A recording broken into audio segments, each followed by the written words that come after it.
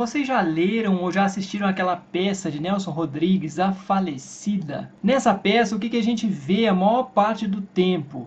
Vê uma mulher reclamando o tempo inteiro da sua vizinha, de que essa vizinha era assim a pior criatura do universo, de que essa vizinha era devassa, de que ela era uma vadia.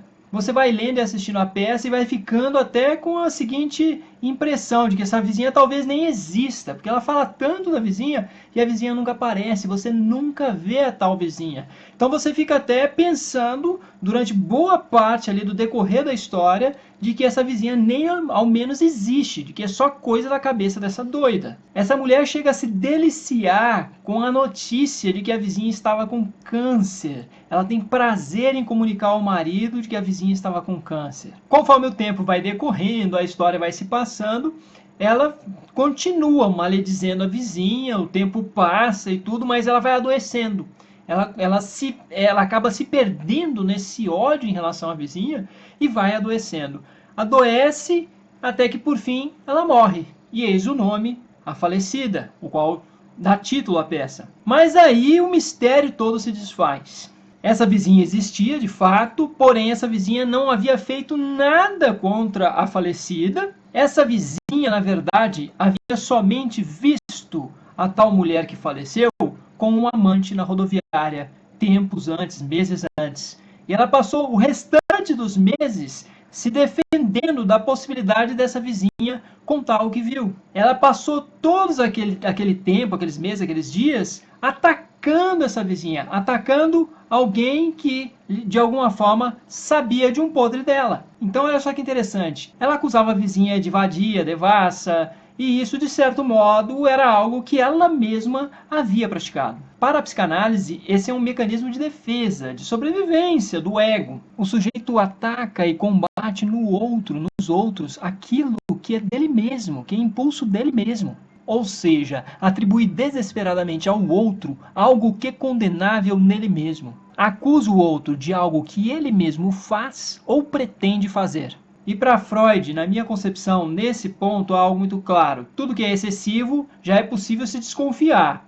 E não sendo devidamente justificável, você pode ter aí algum mecanismo similar à formação reativa, algum mecanismo de defesa em que a pessoa atua de forma completamente contrária àquilo que a ameaça. Por exemplo, o sujeito tem um ódio excessivo, isso é o que está aparente. E essa aparência de ódio excessivo esconde um recalque. O recalque do que, muitas vezes? Um recalque de uma atração sexual, por exemplo, que não pode se concluir, uma atração sexual a qual o sujeito condena de alguma maneira, que vai contra as aspirações morais e estéticas desse sujeito. E ali, no caso, nós tínhamos o quê? Uma condenação muito grande da vizinha, do comportamento imoral da vizinha, que, na verdade, era o comportamento da própria pessoa.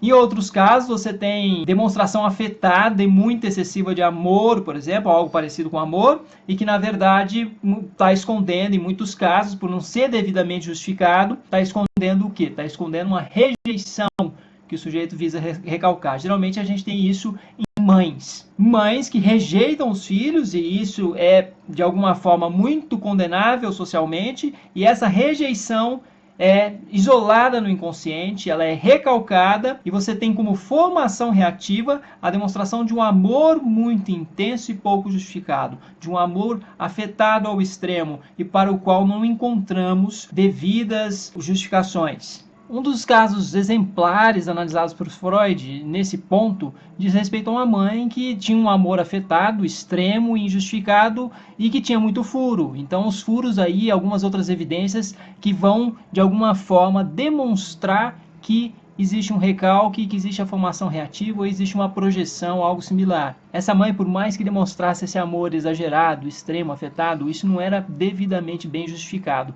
já que o filho padecia de cuidados elementares. Fora também alguns atos falhos, ela deixava a criança cair com frequência, ela esquecia de dar o remédio, a criança estava mal alimentada, mal cuidada. Eu acho que essa peça de Nelson Rodrigues ilustra um pouco os extremos. Eu acho que quem está no extremo acaba despertando um pouco a nossa suposição, a nossa desconfiança de que esteja, de alguma forma, se defendendo de alguma coisa que esteja em si mesmo.